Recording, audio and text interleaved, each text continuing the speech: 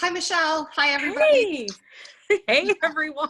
Hey Mariah. Oh my God, you guys. 2020, like, there's just so my shirt. If you guys are listening on podcast, this is not today, Satan.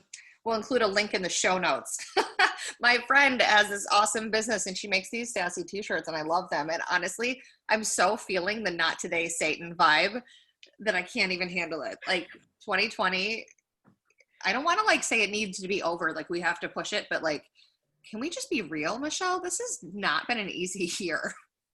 2020 is going to go down. I thought 2017 was the year that I was going to say was like the cruddiest year of my life. I think 2020, there's been some highs in it, but there've been lots of like emotional and like just mental, like, luck to work through. I know. I just feel like, I don't know. I did a video on this the other day. We should probably share that to the page. I'll do that when we're done. But like, I know there's bright sides, and I know there's like wonderful things happening, but it's heavy and it's hard. And I hate the word triggered, but I like literally keep having these moments where I think I'm fine, and then something will happen, and I'm like, I can't. I just can't.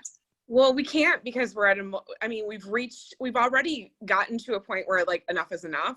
Right. And so then when something else just feels like it's piling on, it just brings back all of that. I think you and I like recovery time period. Like it's just one more and one more and one more. You and I have talked a little bit about how it feels very much like a grief journey. And that's so true. Like everyone is grieving so much right now. Right. It's just like we're aware of it. So we've got some coping mechanisms that we've used, but we're also like, no one gives you a handbook in life to say, here's how to deal with a pandemic. Good luck. Right. And I feel a little bit like earlier this week, there were lots of like, it is like a grief journey. Cause like there's all the stages, right? Earlier this week, I almost felt like teary. And there were a lot of days where I just would like spend some time laying on the floor, maybe more than one time a day. That happened yesterday too. And then today I feel ragey. Like, and I want to be so excited. This is podcast number 20. Like we hit 20. 20 and 2020. Like maybe that's our title today, because what a mess. We're supposed to drink about it, you guys. And I really want to tell you there's Bailey's in my coffee today, but we should drive a camper to go camping. And your Taurus mug is like giving me life. Yeah. What does it say? Okay. It's got the characteristics, top 5 of Taurus. So it's patient. I think I'm pretty, I would say you and I are both Tauruses. I would say we're both pretty patient, compassionate. That's the virtue I didn't come with. Patience is the virtue I didn't come with, but like, let's be real. Like there's got a level of patience you have to have. Everyone's got some kind of patience, whether it's your strongest suit or not, you've got it and you pull it out when you need it. Right. Compassion.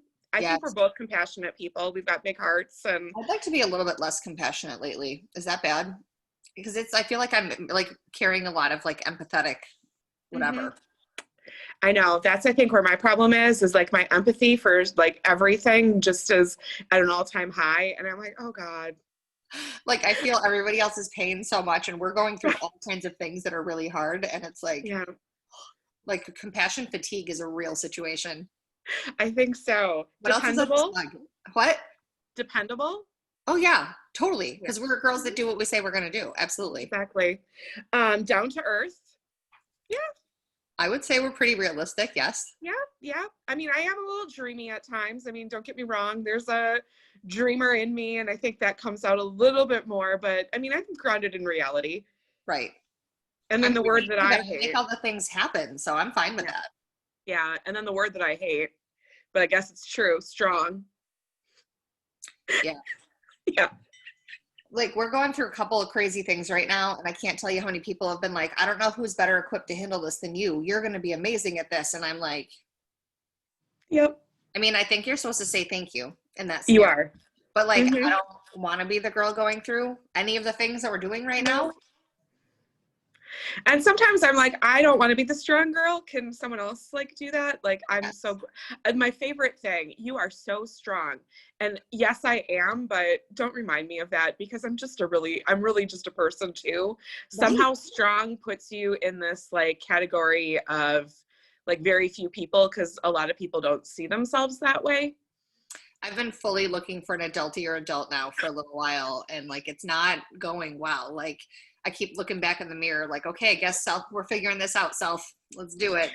My favorite meme is this little girl in a department store. She's like laying on something and she's like, the thing says, I'm looking for an adultier adult. And I'm like, yep, that's me. I love it. Did you call it a meme? I call it a meme, which is the right I have no idea if it's meme or meme. I'm probably saying it wrong. So I don't know. I don't know. Maybe I am. Somebody should comment. Tell us which way. I don't even care. The likeliness is that I'm saying it wrong because that's just the reality. Yeah. I feel like I haven't seen you in forever. How are you?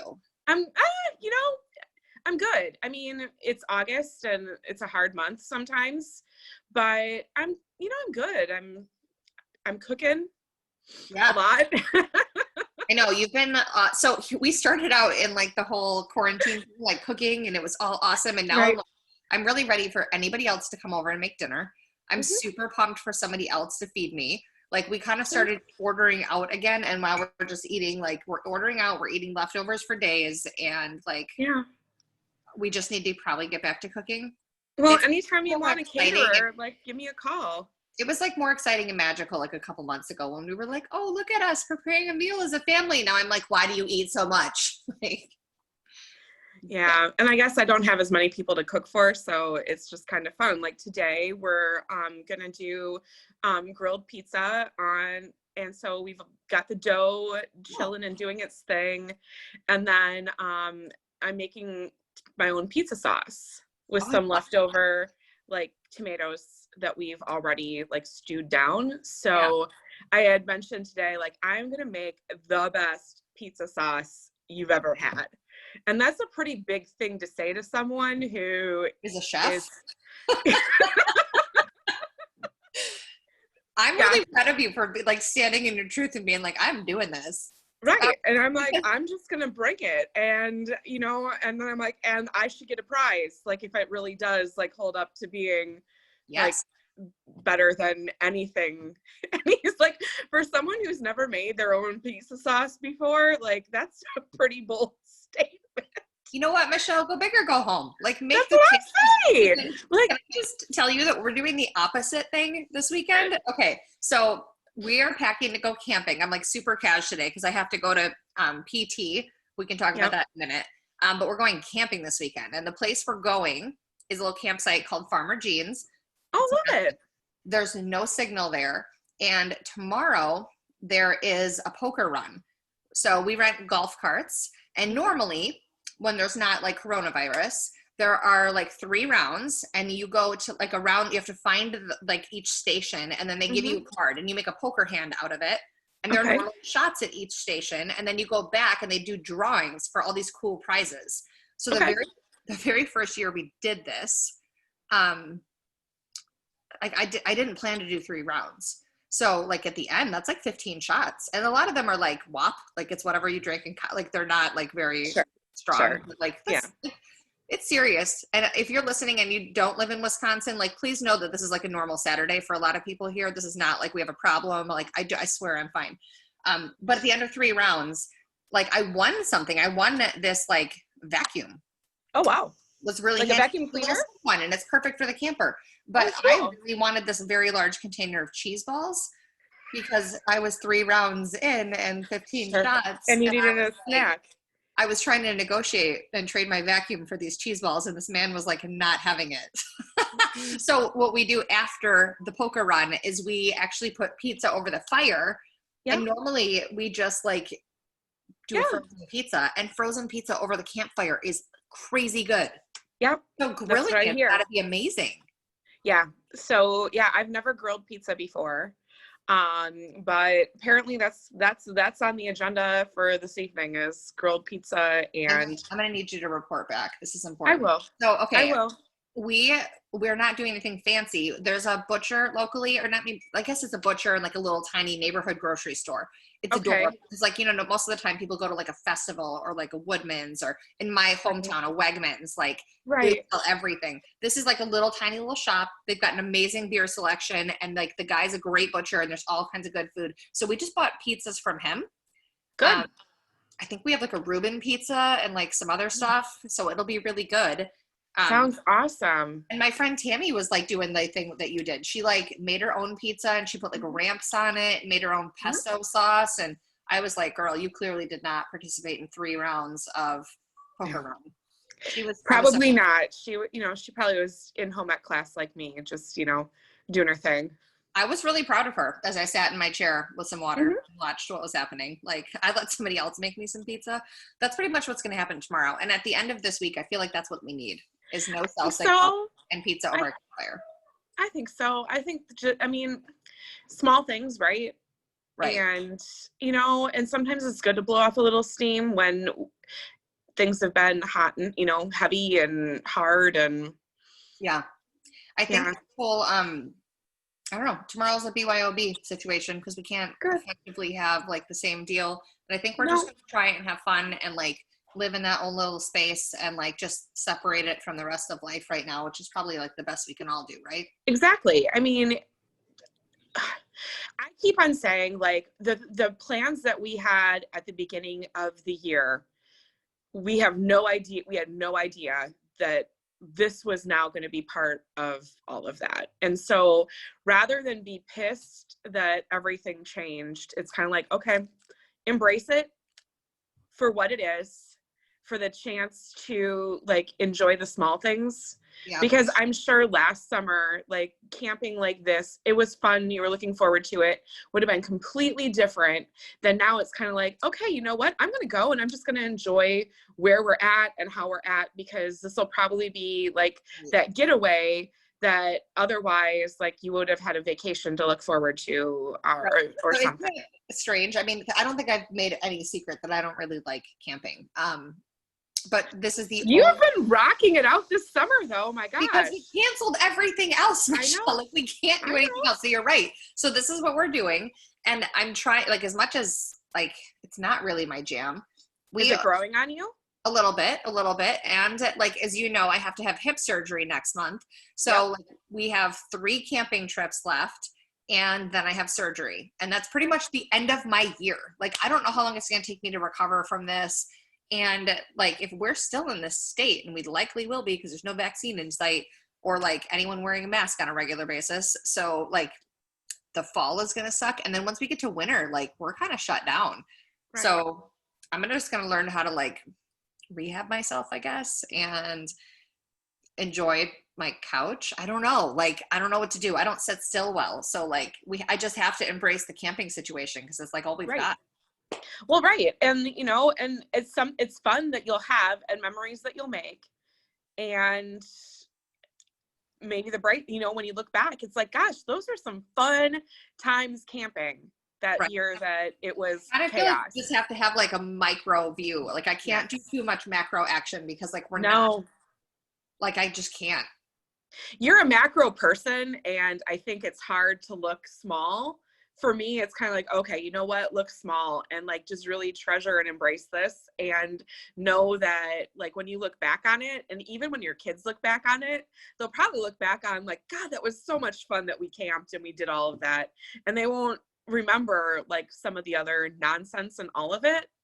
You know what? Our kids are already very much that way. Like they just are like, kids are really versatile. They just learn things and like all those stuff change. Like, they're not, I mean, our school just decided that we're going totally virtual, even though we finally committed to like sending them back and like we got over a freak out.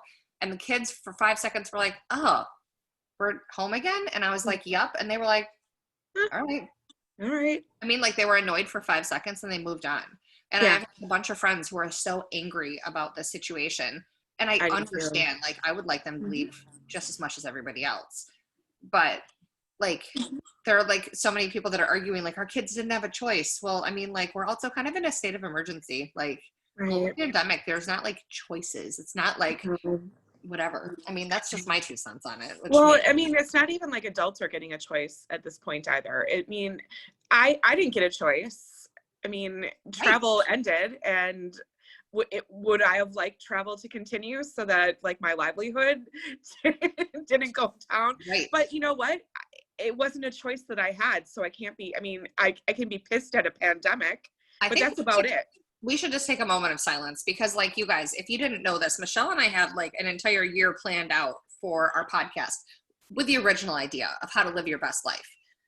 Oh my God, we had so many great ideas for a global pandemic. And like Michelle's a travel agent and she had all these amazing trips and we were going to highlight all the trips. We were going to give you guys sweet deals. We were going to help you figure out like how to best do this and live your best life. And now we're like, well, there goes half of our agenda. And the other half was like eating out and like getting together with people and throwing like friend brunches and all of these cool things. And we're like, well, now we're on our own. So let's just, I mean, what are you going to do? Like, I just kind of feel like you got to play the hand that you're dealt. You do. And it is what it is. We can be not what you want, but it's not terrible. I mean, I feel like you said something to me yesterday that you're like in a better spot than you thought you could be, which I think that's kind of awesome. It is. I mean, you don't know what you don't know. And I mean, I can be pissed at the world and I can be pissed at a pandemic, or I can just, you know, like have those moments and acknowledge that there are days. Yesterday was a day. Yeah. And then know that that day isn't going to happen again. And then today I woke up, sun was shining just like yesterday, but today for some reason I woke up and it's fine. And whatever is going to be is going to be. And, you know, yesterday I had things that I was still grateful for. Today I'll have things that I'm grateful for. And it is what it is. But I mean, I guess I can at least acknowledge the crud, but I don't want to dwell in the crud because there are a lot of good things too. I mean, I got to go to Door County for a weekend. I mean, I've gotten to see my family a few times and love on my little nephews. And I've got a baby niece now that I'm hoping that I can go see soon. And, you know, so there's good things that come out of all of this. And there's also crud, but life happens and you got to deal with it. It's so much about perspective. And I mean, I think that I spent enough time being like angry and frustrated in the last couple months. And so I made some important like mindset changes this year. So, I mean, August is hard for both of us. You lost Dave in August. I lost my dad in August. This year for us was 10 years. And I was like, how is this possible? Because it feels like it was yesterday sometimes. But I did something different this year. Like I decided to change the narrative, and I'm a little Hamilton obsessed. So like, there's that whole like component of Hamilton when we talk about the narrative, and that's where it's stuck in my head. But I just feel like I miss my dad every day, but like life goes on and there's just a circle of life. Right.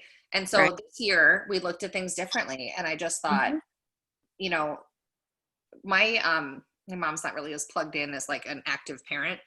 Sorry, Mom, if you listen to my podcast, but that's kind of where we're at. And like I looked at all my siblings and like where we're at. And in 10 years, we've made amazing strides. And he would be so proud. Right. So this year I was like, let's just celebrate what's happened in 10 years. Like, yes, he missed all these moments. He's missed babies. He's missed weddings. He's missed so much like good. But at the same time, like we have to celebrate what's happened. Like we're living his legacy, and it's been really good. So this year, like it's been hard, but at the same time, like I think I was finally able to look back and really smile and have joy in my heart, because like there are like kids that didn't exist, and like marriages that didn't exist. And like my siblings are doing so great, and I'm so proud of them.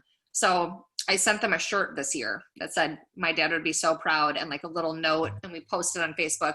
And then I'm going to not lie to you. I posted on Facebook and there's been a ton of comments, and I haven't been able to bring myself to go back. So as much as we're making some progress, I have a lot of people I need to like respond to and like read their words of love. And I like, can't do it yet. What's wrong with me? Nothing. Those words of love will be there when you need them. And maybe you just don't need them right now, but you appreciate that they're there. I mean, it's the same way. My mom, I hope that when we get to 10 years, I can do the same thing for my siblings. And because, I mean, there have been 3 babies.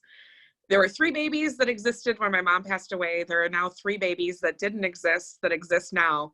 And I think my mom would just like be over the moon to know that each of my siblings that had 1 child now has 2, and like she'd be a grandma times 6. Like I know that, and I know that those like all 6 of those kids like have like the best like people watching out for them. But it's still like when my niece was born, like the thing that I thought of was dang, my mom wanted this so badly, and like now she's like missed it 3 times, and that weighed so heavy on me.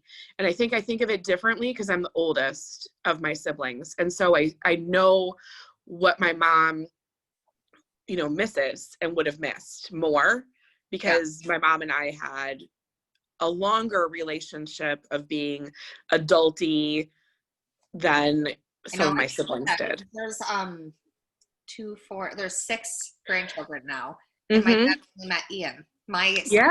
So one. All of them have missed out on having my dad be a papa. Like, and that's so hard because like he and Ian were like BFFs. Like he was so obsessed with that kid, and like Aaliyah is sunshine ponies and angels, and like my brother Sean's girls are so sweet, and my brother John's son is like a little adorable human tornado. My dad would get such a kick out of watching my brother try and parent his kid.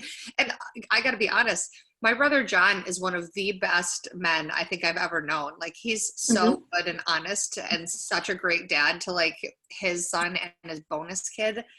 Like, I don't know. He would just die over this stuff. And my sister's little dude, who's like a tank, my dad would be like, yeah, I know. That's the Nevada's blood. Like, you know, we miss all of that. And like, I know my siblings like know what they're missing, but like, I know it in a different way because you had a child and you saw that. And I think that when your nieces and nephews are ready, like that's the kind of stuff you can share. Like, I know that one of my closest, like I would call her my, you know, I hate to use the words bests and all that, but like my closest friend, Michelle, her father passed away, it'll be 12 years ago, I think, this August. And her 2 children never knew their papa.